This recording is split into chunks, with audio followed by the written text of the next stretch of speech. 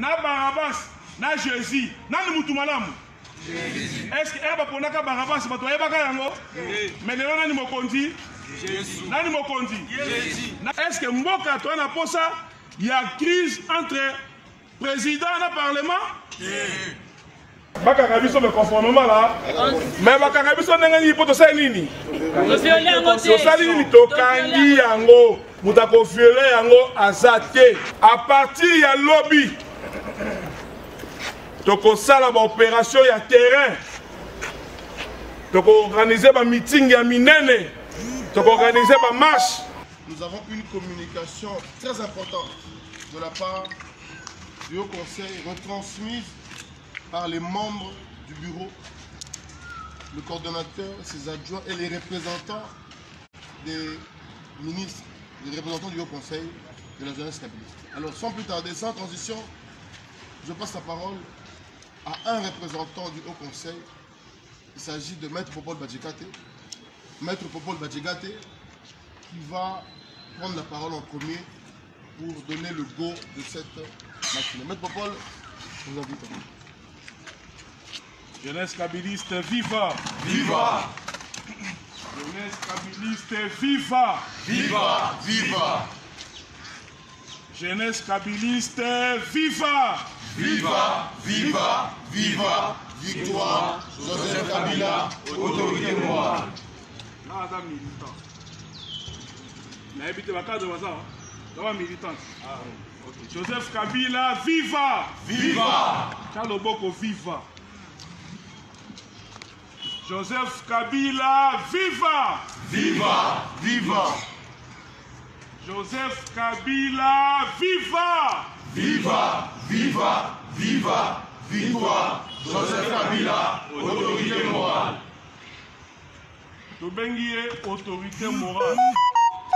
Joseph Kabila, autorité morale, il y a la République démocratique Congo, du Congo. Oui. Boyebi, tango, ba prophète bazalaka na mokili. Bato bazalaka na bango, bande komona bango bato lokola biso. Po abotamaka na batata, pe na mama. Mais après mikolo tango ekolekana. Ta bakomi ko betela biso ba histoire ya oyo basalaka na mokili. Ndetoki ko comprendre que bazalaki nde ba prophète. Ba prophète pourquoi? Par rapport il y a sens étymologique, il y a mot prophète. Et donc oui. Donc lelo oyo tant que tobenga Joseph Kabila autorité morale il y a la République démocratique du Congo et ça dit par rapport il y a oyo ya salaki kobanda 2001 ti na 2019 qui le 12 janvier, tant que la passation pacifique du pouvoir. Qui a voté. Mais ce qui est besoin de l'histoire, que Joseph Kabila a dit par cooptation. Cooptation, c'est pour le choix. Mais il y a hyper-DC. C'est-à-dire que et dans les cours au EPSA, la deuxième graduat en droit, institution de la République démocratique du Congo, cours de l'institution. Bonjour, il y a cooptation indirecte, la cooptation directe. Mais en gros, Joseph Kabila, c'est là qu'il n'a pas naïe, après l'IWA assassiné papa naïe. Mais Joseph Kabila a joué au Kondi. Mboka ezalaki ya kokabwana to wana ta mingi te mais toyebi ke tanga kuti mboka ya kokabwana bitumba ezalaki à gauche et à droite.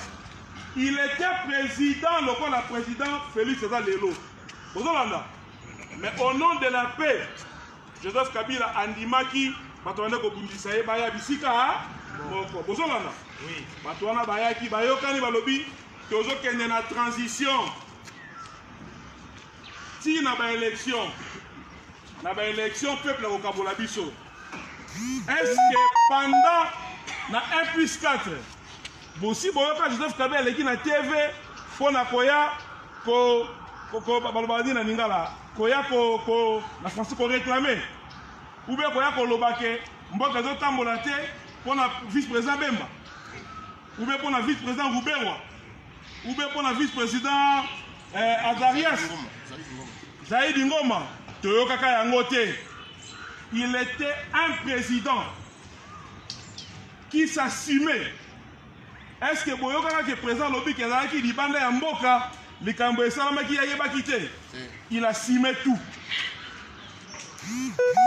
Tolongo toke na élection. Joseph Kabila a gagné le premier tour. Aninga Moussoubaki Koboya. Le cas, il y a challenger direct, vice-président Bemba, qui était candidat. Mais, Nabolingo ya Congo, à Longwa qui nanda konaye. Si kwa okutanana, candidat Moussoussou, oya Eshua qui candidat Bemba, qu'on a kobisa ono ya Congo de Konangai, Toluka Kimia. Et loko Kabila salaki, et ça même loko roi Salomo a salaka, tangu nzambe bibela kaye. Tangu nzambe bibela ki roi Salomo, olie abanda ko senga nzambe, konda matuna ki olingina sela onini.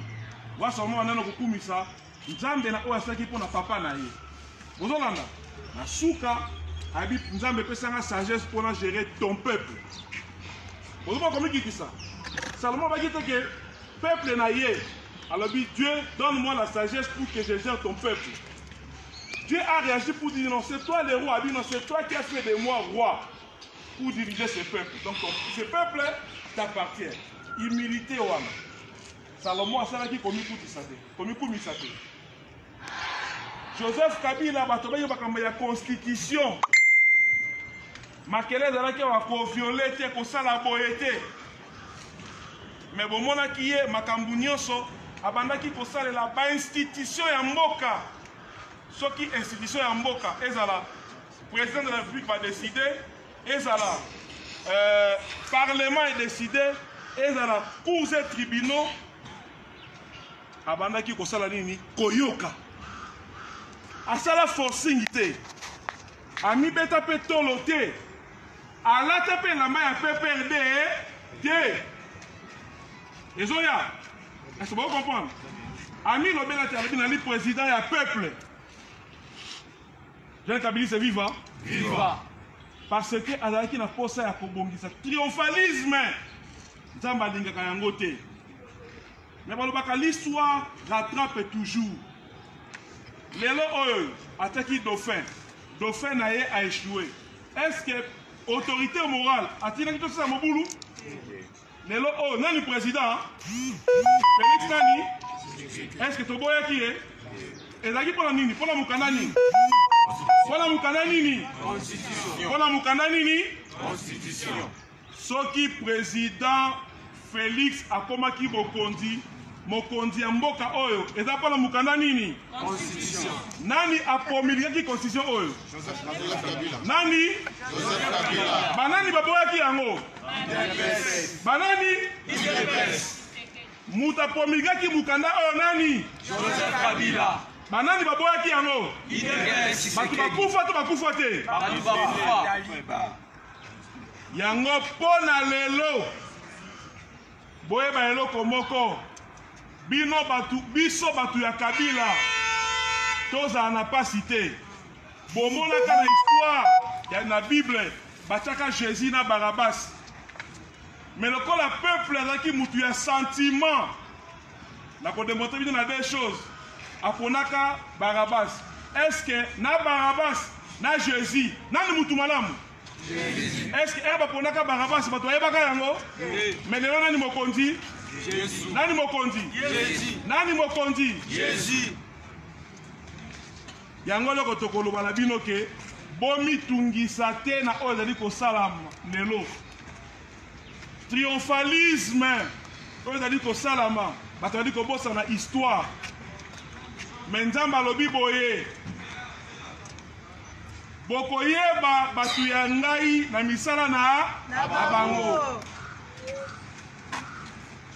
mboka ezali makambo ya wenge BCBG na maison mère te eza makambo ya mboka. Joseph Kabila toyembela ye bandenge nyonso na palais du peuple Bomona ya Seka, Bomona ya Koumissa, parce qu'il incarnait le peuple. Ponaye, il était le Congo. On est le président, Naya FCC, Naya Cash. Et ça bon côté?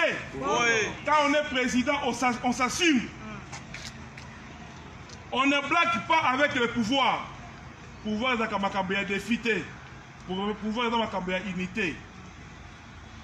Nzambe asalaka mwasi na mokili po azala mosungi. Boye biango? Oui.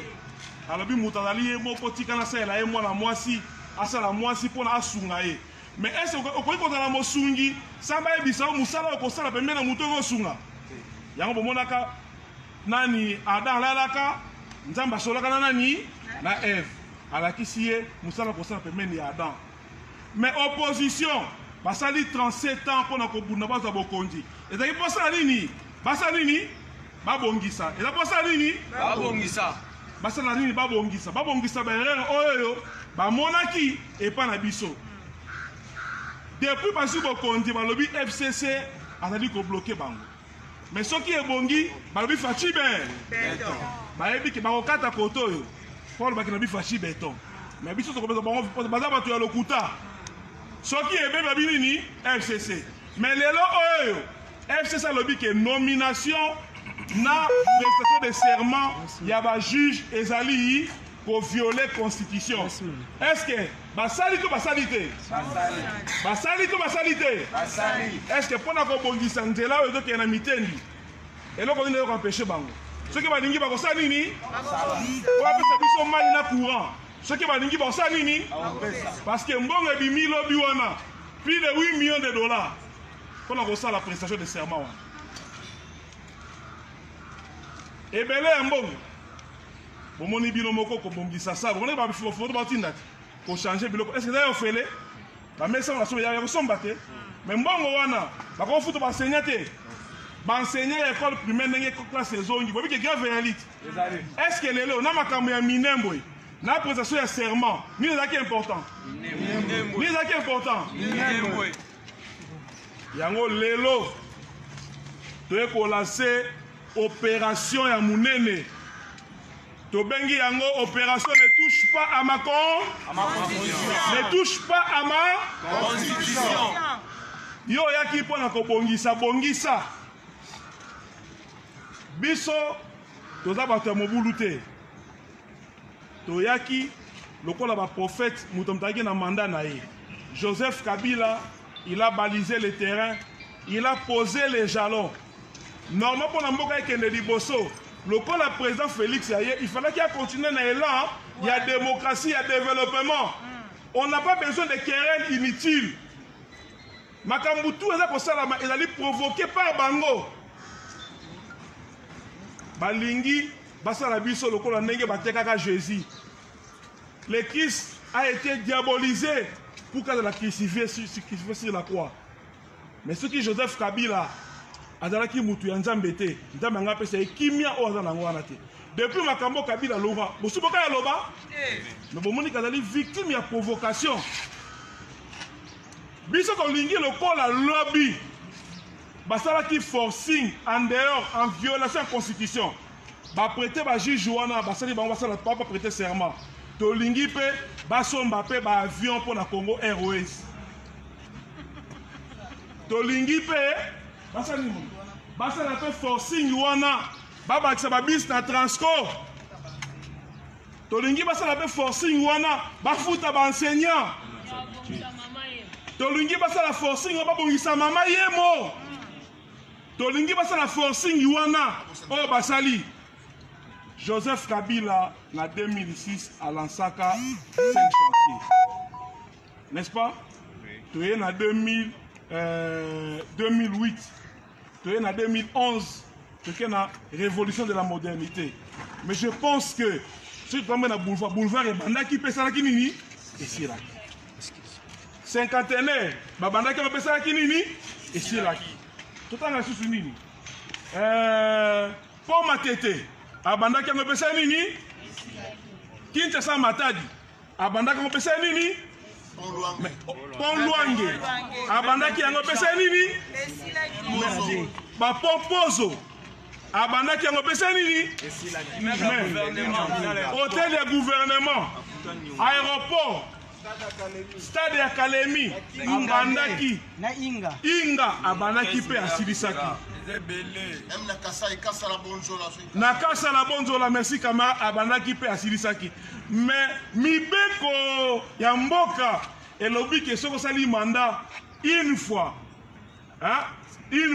renouvelable une fois soki ekoki osali nini mais ntango ye atiki lokola président ya sika ye asala nini acontinue gratuité enseignement président Kabila abandaki yango n'est-ce pas président Félix aye asali yango pour la consommation populaire. Oh, bah technicien, balabaki président. Le cas que je prévoit, mais il faut qu'on en attend, qu'on l'ukambongo, qu'on l'ukamba partenaire. Président Kabila est patient, mais il pouvait faire ça pour sa popularité, n'est-ce pas? Mais il n'a pas, il a qui m'a cambié là pour la conséquence, ça peut plaider. C'était l'homme du concret, l'homme des paroles. Ndé na bibo cédé na provocation te. Kala mingi te vérité ekoyebama. Mais lelo boyeba ke tolobi opération ne touche pas à ma constitution. Nazo kabilote camarade. Ne touche pas à ma constitution. Ne touche pas à ma constitution. L'histoire nous rattrape toujours.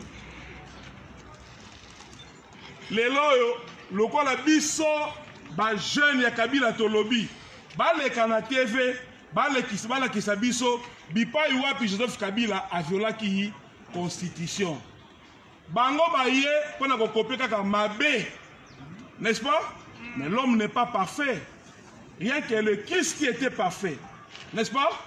Mais bino pas ki bo copier mo kamala muté bino pas ki pona bo changer depuis baye changement nini à part qui mo boulou bazo na ngona mboka. Est-ce que mboka toi na posa il y a crise entre président et parlement? Entre ba fout wa professeur na crise tolingi nini? Professeur. Mais tolingi nini s'il vous plaît? Tolingi nini? Est-ce que ba policier na biso na bazo mona passe? Ba wana ko tongera bango bandaku. Bandaku wana ekatani. Mais président si di sayango. Oui. Balobi ke soki tolobi ba okanga ngai, ba okanga biso. Bakanga biso. Mais soki bakangi ngai ke na kufi na prison na kende lola. Oui. Et l'autre batika na yango bazo komela ngai na téléphone. Na kotanga ba komolo prochainement et puis na skuna un message na bango. Balobi que je vais aller tenir compagnie na moninga nanga Henri Magie. Na ebisi bango ke bakanga ngai. Soki bakangi ngai ke lui putinga la prison na kokende na lola. Je suis ici sur terre pour le salut. Naza pour la gloire de l'Éternel. La patrie ou la mort? C'est la patrie ou la mort. Nous avons respecté la constitution. Conseil que mokondi ya mboka akotikala na bokondi ti na installation ya président élu. Kabila sali yango te. Est-ce que asalaki mobulu? On a respecté la constitution. Yango to sengi na ba pharaon ya lelo. Les nouveaux pharaons. Ba pharaon ya 2020 ba respecter nini? Constitution. Ba respecter nini? Constitution. Mais ba yebake un jour dans Marotina Moïse. Ba yebake nzambe nzo rotina nani? Moïse. Yango opération moko tokoloba mingi te. N'ayez pas peur lorsque nous avons la vérité. Et l'histoire est kozongi c'est la biso raison. Jésus baponaka ye na place ya Barabbas, mais profil ya Barabbas e banaka. Mais lelo oyo après des années te komona ke to sambelaka Barabbas te.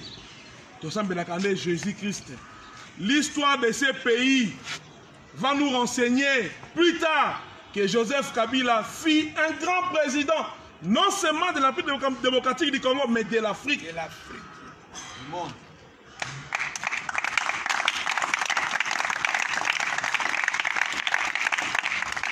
Nalobi, n'a pas complété, et pas il y a 3 cas. Facebook. bokomona ye Bidoza Joseph Kabila biso na ye tondimi bakanga biso mais conformément à la Constitution. bakanga biso conformément à la Constitution. hein président Kass bakanga biso mais conformément à la mais bakanga biso ndenge nini po tosali nini tosali nini tokangi yango mutako viole yango azate yango pona kosilisa ngai pona silisa à partir ya lobby tokosala ba opération ya terrain toko-organiser ba meeting ya minene toko-organiser ba marche pona kolakisa population que mutu oyo bandaki bato bandaki koloba lobby ke baza basatu balataka nde poso ya meme baye pona kose servir botala bango avant bakoma na lelo toke musi botalaka bakingo ekomi munu ekomi mu soki botali mabundi ekomi mi botala bango tout entourage wana botala ndenge bakomi avec l'argent du peuple congolais Holandi mais dans combien de temps une année et demie seulement botala ndenge bakomi botala ndenge bakomi bakosaka peuple te bolanda te peuple ezali mutu ya sentiment peuple soki botie fwengi akosala nini soki botie tala ngai akosala nini peuple ali mutu ya sentiment mais libumu kuna ezolela kuku bolanda yango te tomona yango depuis na babopapa na biso